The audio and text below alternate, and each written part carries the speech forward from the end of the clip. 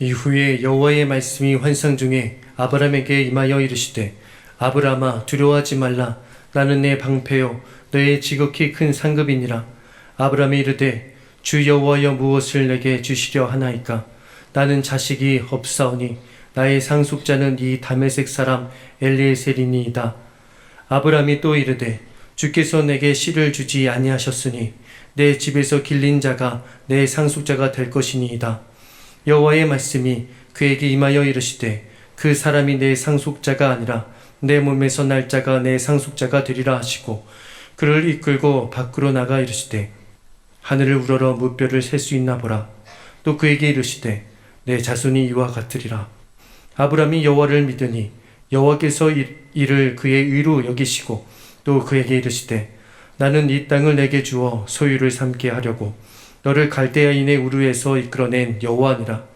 해가 져서 어두울 때 연기나는 화로가 보이며 타는 횃불이 쪼갠 고기 사이로 지나더라. 그날에 여호와께서 아브람과 더불어 언약을 세워 이르시되 내가 이 땅을 애굽 강에서부터 그 큰 강 유바라데까지 내 자손에게 주노니. 아멘. 주님과 함께 길을 걸으며 찬양하는 삶이 얼마나 복된지 오늘 우리가 예배 가운데 더 분명히 경험하기를 원합니다. 믿음의 길을 걷다가도 두려움이 엄습할 때가 있습니다. 하나님의 일을 행하려고 믿음으로만 선택하고 나선 길인데 그 길에서도 우리가 어려움을 만나곤 합니다. 선한 일을 행하였는데 이 땅에서 대적자들이 그 일을 빌미 삼아서 공격해 오기도 합니다. 지금 우리 이 땅에서 벌어지는 눈에 보이는 상황에만 우리 믿는 자들이 휘둘린다고 하면 아마 당황해하면서 믿음의 길을 쉽게 포기할지도 모르겠습니다. 그러나 우리에게는 믿음의 길을 끝까지 달려간 믿음의 선조들이 있습니다. 하나님의 신실하심만 붙잡고 하나님의 선하심을 증거하는 이들이 우리 주변에 있습니다. 증인들이 있습니다. 하나님이 살아계신 증거 중에 증거입니다. 여러분, 아브라함은 어떠했습니까? 롯을 사로잡아 갔던 연합군들 물리치고 그 왕들 다 물리치고 아브라함이 영광을 얻었습니다. 수많은 재물 얻을 수 있었지만 그는 하나님께만 영광을 올려드리고 자기 권리, 자기 주장 다 포기했습니다. 믿음으로만 아브라함이 그 일을 한 거예요. 그런데 오늘 말씀을 보니까 이상하게 아브라함에게 두려움이 찾아왔습니다. 두려움이 찾아와서 그를 붙잡은 거예요. 그때 하나님께서 환상 중에 말씀으로 아브라함을 찾아와 주셨어요. 창세기 15장 1절 말씀을 보니까 아브라함아 두려워하지 말라. 나는 내 방패요 너의 지극히 큰 상급이니라.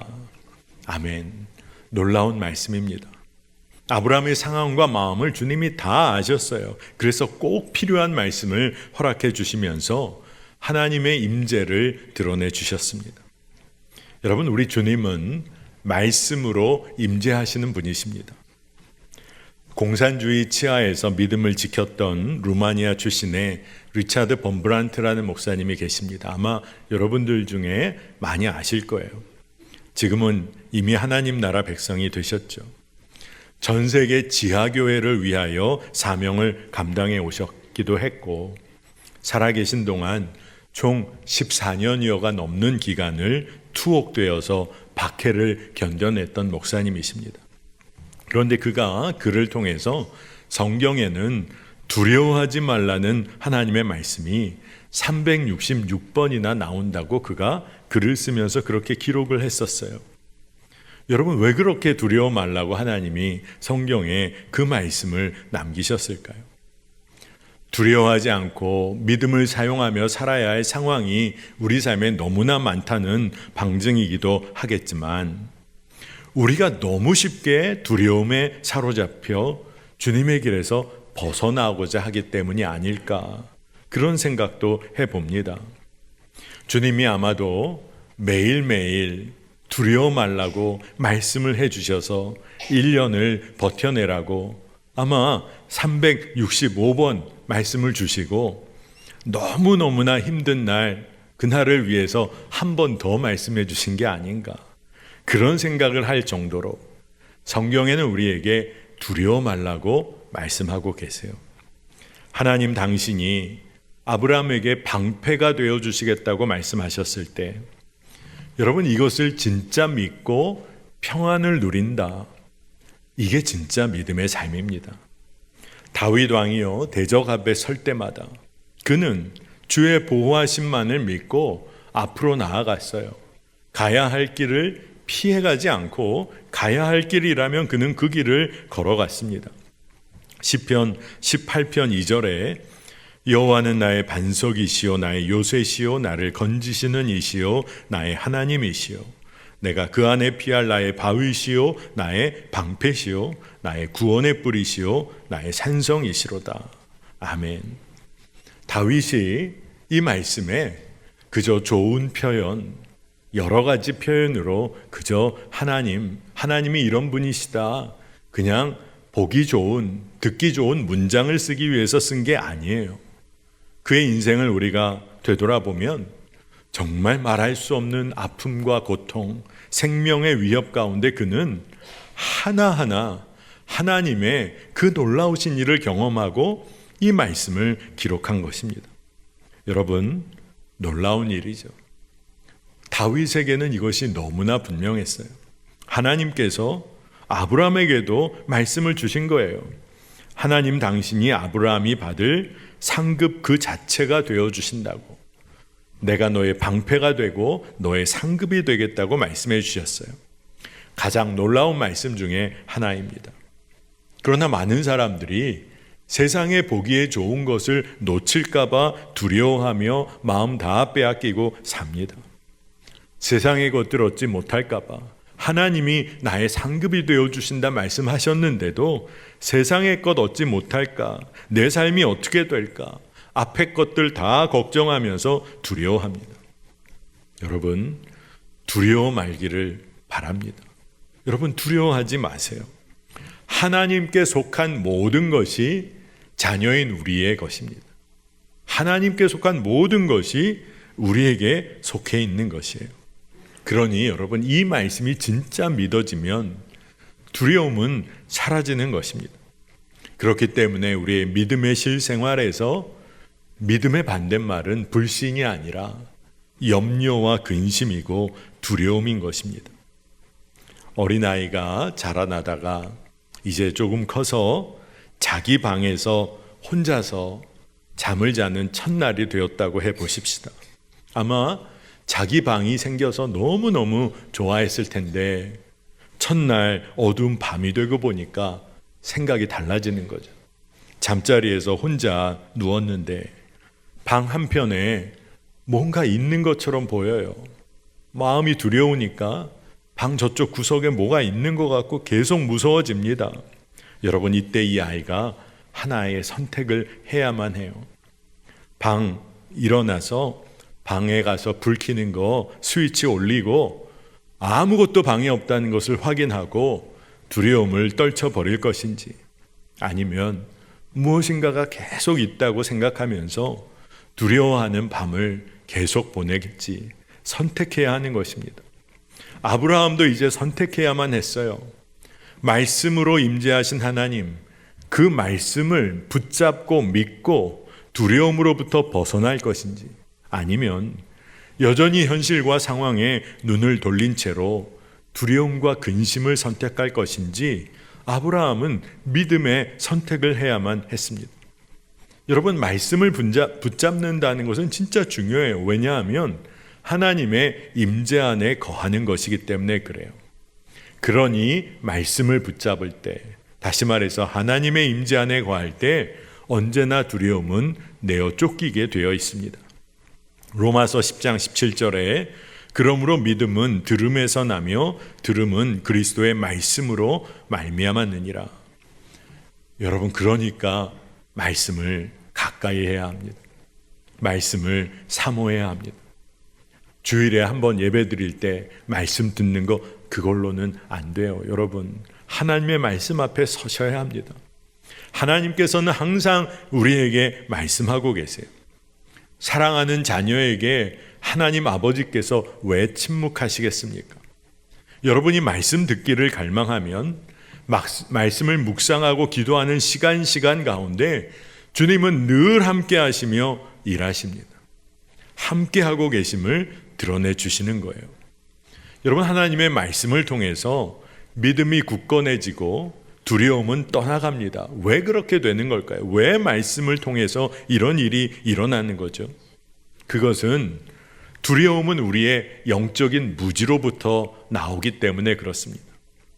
무슨 일이 정확하게 벌어지고 있는지, 왜 이와 같은 상황, 이 문제가 발생하는지를 정확히 알게 되면 쉽게 두려움에 빠지지 않습니다. 오히려 어떻게 대응하고 어떻게 행동해야 할까 알게 됩니다. 하나님과의 관계 속에서도 마찬가지예요.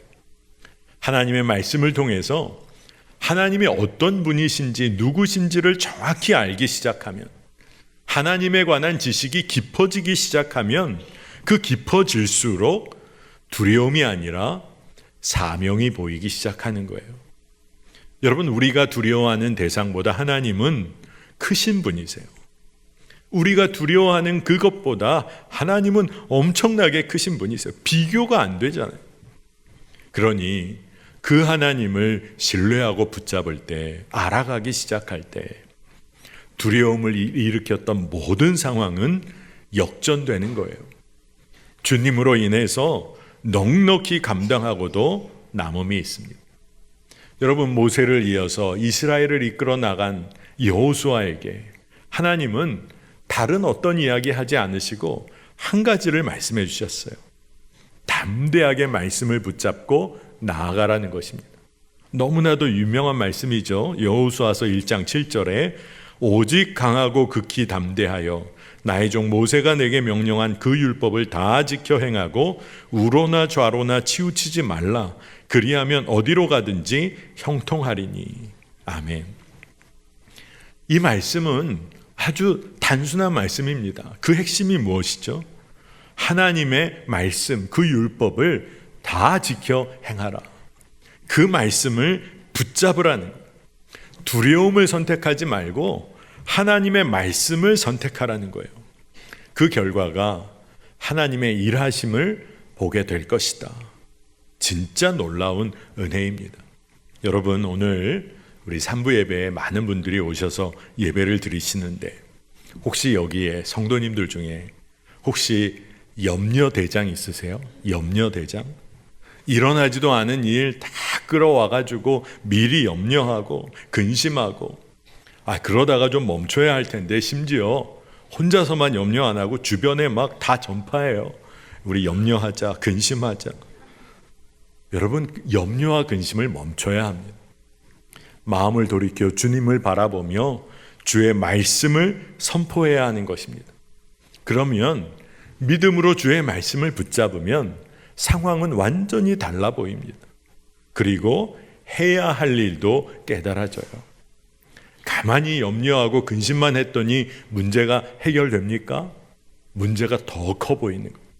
그런데 주의 말씀을 붙잡는 거예요. 그리고 행하는 것입니다.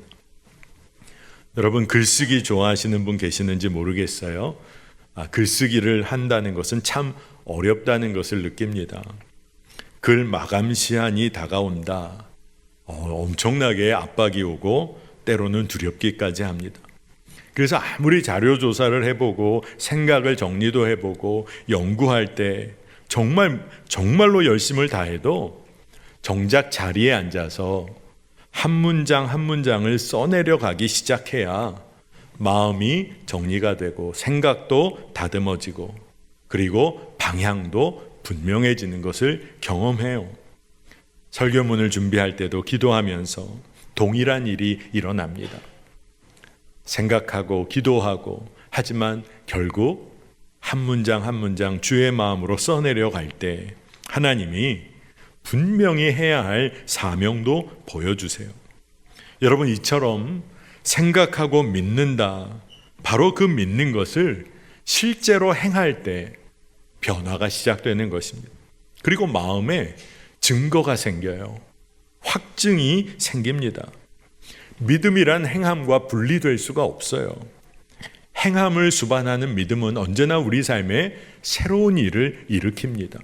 변화를 일으켜요. 상상하지도 못했던 일을 일으키는 것입니다. 여러분, 두려움을 넘어서 믿음이 깊어진다. 이 일을 위해서는 우리는 하나님을 알아가는 지식이 우리에게 꼭 필요합니다. 왜냐하면 지식은 어둠을 밝히는 빛과 같은 역할을 하기 때문에 그래요. 하나님을 알아가면 알아갈수록 우리는 더욱 강해지고 담대한 용기를 얻습니다. 그러니까 행할 수가 있는 거예요.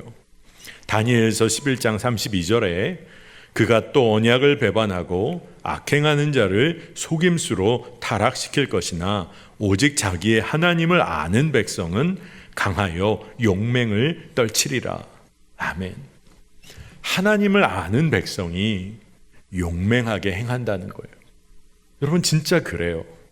우리 힘으로, 우리의 능력으로 두려움을 넘어서려고 하면 그렇게 할 수 없다는 것을 우리는 경험합니다. 그럼에도 그러한 어리석은 삶을 붙잡고 살아요. 하나님을 온전히 신뢰하고 하나님 붙잡고 살아야 하는 것입니다. 기도함으로 하나님을 신뢰하고, 기도함으로 하나님의 약속을 붙잡고, 두려움 없이 믿음의 길을 선택해야 하는 거예요. 하나님께서 아브라함에게 말씀으로 내가 너의 방패다, 내가 너의 지극히 큰 상급이라 하셨을 때, 그때 아브라함은 하나님께 묻습니다. 주 여호와여, 무엇을 내게 주시려고 하십니까? 아브라함이 물어요.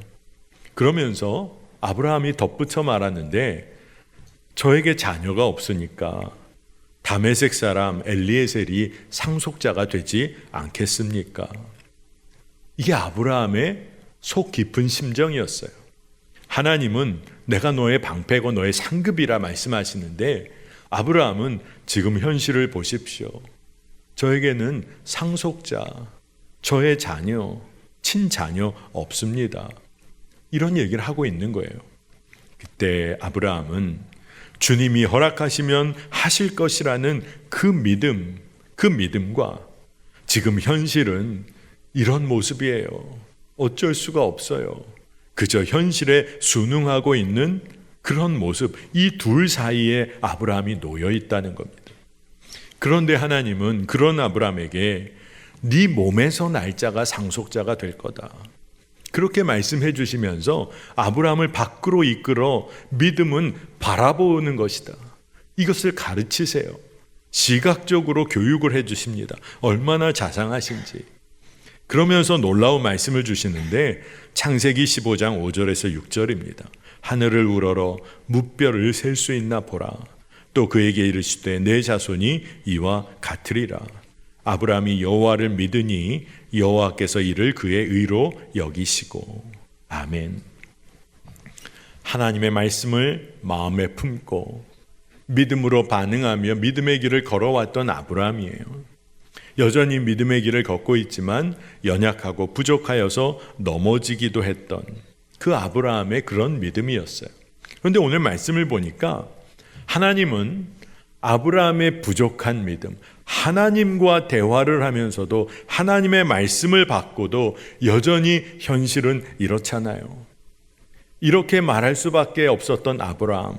근데 이 아브라함이 다시 한번 하나님의 말씀을 믿음으로 붙잡자마자 하나님은 기다리셨다는 듯이 아브라함의 이 믿음을 그의 의로 여겨주셨어요. 이 말씀이 얼마나 감격스러운지. 부족해도 너무 부족한 우리의 믿음에 관해서도 하나님은 우리가 하나님의 말씀을 믿기만 하면 바로 그 순간을 기다리셨다는 듯이 그 우리의 부족한 믿음을 우리의 의로 여기시고 우리를 의로운 하나님의 자녀로 받아주신다는 겁니다. 그러니 아브라함이 누렸던 은혜, 그것을 똑같이 우리도 누리며 그 안에 거하고 있는 거예요. 아브라함은 하나님이 아브라함에게 허락하실 자손에 대하여 땅에 관한 말씀을 받아 듣습니다. 그때 아브라함은 하나님께 또 물어요. 이 모든 말씀이 이 말씀을 어떻게 분명히 알 수 있겠습니까? 이 이야기는 그 말씀이 진짜 어떻게 실현되는 겁니까? 저에게 믿음의 확증을 주세요. 그렇게 아브라함이 하나님께 말한 거나 다름없어요. 오늘 우리가 본문을 다 읽지는 못했지만 그때 하나님께서 3년 된 암소, 암염소, 순양, 산비둘기 가져오게 하십니다. 그리고 집비둘기 새끼를 가지고 오게 하셔요. 그래서 그 반을 중간을 쪼개어 잘라 마주하게 그렇게 놓도록 하십니다. 솔개가 그 쪼개진 짐승 위로 오려는 것을 아브라함이 다 물리칩니다. 주님과 대화 나누고 그런 일이 있었는데 오늘 말씀을 보면 좀 특이한 부분이 나와요. 근데 아브라함이 깊은 잠에 거하게 되는데 그때 또 큰 흑암과 두려움을 아브라함이 경험합니다. 주님이 이끄시고 주님과 함께 하였는데도 두려움을 만나게 됐어요. 육신을 갖고 이 땅을 사니 우리의 마음에 흑암과 두려움이 몰려올 때가 있다는 것입니다. 그런데 그때 주님은 또 말씀을 주세요. 아브라함의 믿음이 흔들리지 않도록 아브라함의 자손들이 애굽에서 400년 종살이 하지만 하나님의 약속의 땅을 향하여 출애굽하게 될 것이다. 너희 자손들이 땅을 얻게 될 것이다. 아브라함 너가 마지막에 어떻게 장사될지에 관한 이야기까지를 다 해주십니다. 하나님의 말씀을 아브라함이 붙잡도록 이끄시는 거예요.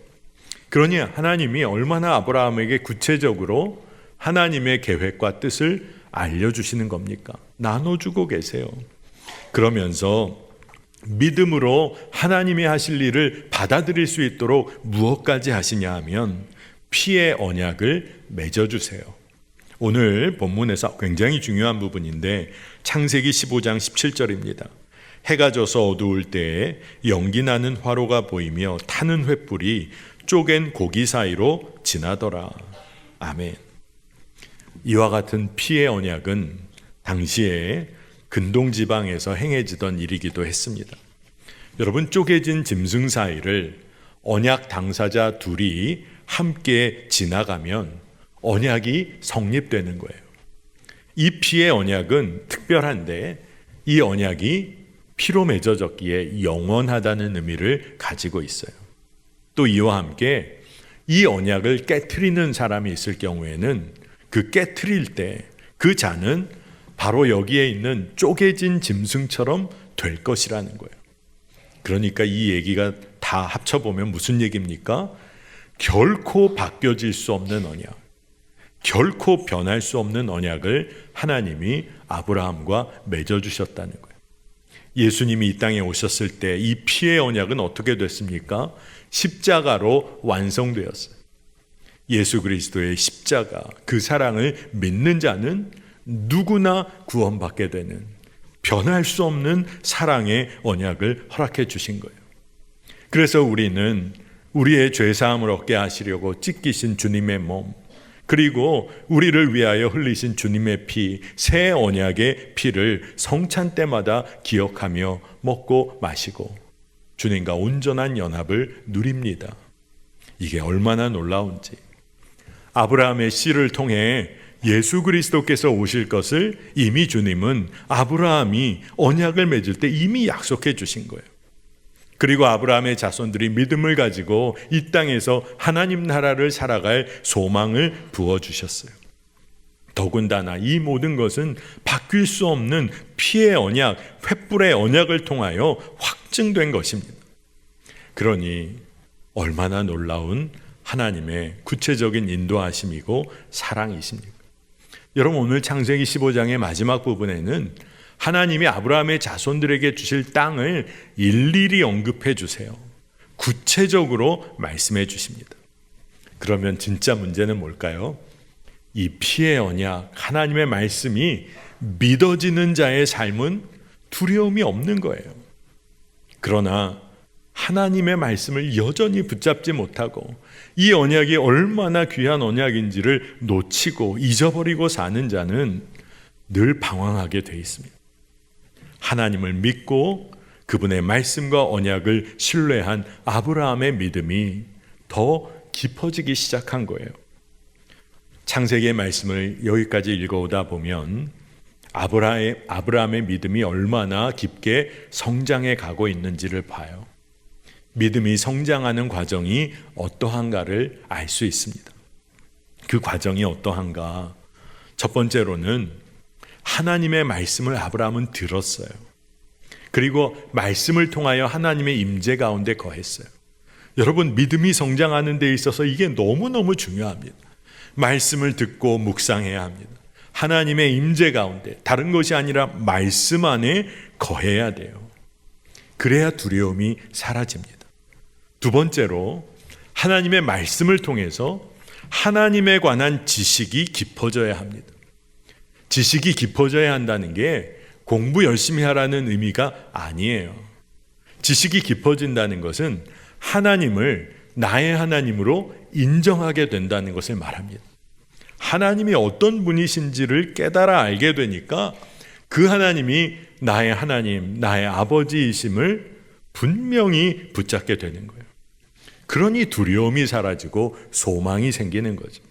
세 번째로는 말씀 가운데 이제 소망이 생겨나니까 이제는 감당할 사명도 보이는 거예요. 가야 할 길이 보여요. 말씀의 언약을 신뢰하고 나니까 하나님께 다 맡겨드릴 수 있는 기도도 터지고, 그러고 나니까 평안해요. 이 세상에 흔들어 놓는 문제 앞에 놓여도 흔들리지를 않아요. 믿음 안에 하나님의 언약을 붙잡고 평안을 누리는 것입니다. 말씀을 통해서 믿음의 눈으로 보고 경험하게 되는 거, 이게 우리의 믿음을 자라나게 하는 자양분이 됩니다. 믿음의 꿈이 생기는 거예요. 여러분, 우리가 살면서 인생에서 경험하는 실패는 대부분 실패가 아닙니다. 하나님의 말씀과 그로 인한 꿈을 포기하는 것이 우리 인생의 진짜 실패인 거예요. 하나님의 말씀을 다 잃어버린 채로 사는 것이 우리 인생의 진짜 실패입니다. 여러분 중에 이미 포기한 분이 계세요? 걱정 마세요. 하나님께로 돌이키면 되는데, 피의 언약, 하나님의 언약은 결코 바뀌지를 않는 언약이에요. 하나님께서 우리를 기다리신다는 의미이기도 해요. 그러니 하나님의 자녀인 우리가 그 말씀, 그 언약을 붙잡는 한 우리의 인생은 새로워져요. 빛이 나는 인생으로 살게 됩니다. 왜냐하면 하나님은 하나님의 언약을 바꾸실 마음이 전혀 없으세요. 그 언약을 이루어 가십니다. 우리의 인생에 한계가 있다면 어떤 걸까요? 건강입니까? 재정입니까? 아니에요. 믿음의 꿈을 잃어버린 사람은 딱 거기까지가 한계예요. 그것을 넘어설 수가 없어요. 하나님이 아브라함을 찾아오셔서 하신 일이 뭘까요? 아브라함이 하나님의 말씀 가운데 거하며 하나님의 임재를 믿게 해주신 거예요. 하나님이 하실 일을 피의 언약으로 확증해 주신 거예요. 그러니 잘 살펴보니까 하나님은 아브라함을 찾아오셔서 믿음을 부어주시고, 믿음이 자라나게 하시고, 그 믿음으로 소망을 갖고 살게 하셨어요. 하나님이 다 하셨어요. 아브라함이 한 일은 한 가지예요. 하나님을 신뢰한 거예요. 그 언약을 나의 것으로 취한 거예요. 그런데 그 믿음이 깊어지니까 아브라함의 삶에 빛이 나기 시작하는 거예요. 새로운 일이 시작되는 거예요. 여러분, 믿음이 깊어질 때 우리의 삶은 새 힘을 얻습니다. 믿음이 깊어지면 하나님은 우리의 삶에 새로운 역동적인 일을 일으키실 수가 있으세요. 말씀을 묵상하면서 이와 같은 모든 과정이 하나님의 마음이 담긴 그런 일들이구나, 아버지 하나님의 마음이시구나 하는 생각이 들었습니다.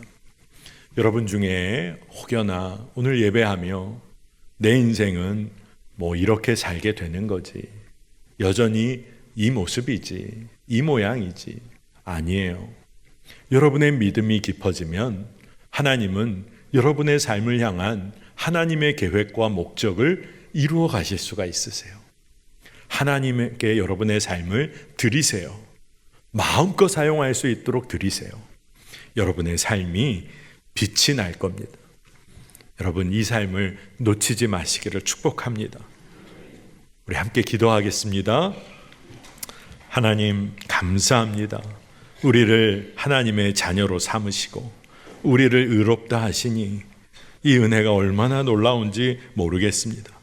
믿음 없는 자에게 믿음을 부어주시고 믿음이 자라나게 이끌어주시고 말씀의 언약까지 부어주시며 소망 가운데 살게 하시니 감사합니다. 더 이상 이제는 두려움에 떨며 사로잡혀 사는 인생이 아니라 하나님의 말씀 가운데 하나님의 임재를 누리며 하나님의 사명을 감당하는 아름답고 빛나는 삶을 살게 하여 주소서. 그 삶을 우리가 살기를 원하고 이미 하나님이 그 일을 행하시는 줄 믿습니다. 오늘 예배하는 모든 자들 위해 이 믿음이 부어지게 하여 주옵소서. 감사드리며 예수님의 이름으로 간절히 기도합니다. 아멘.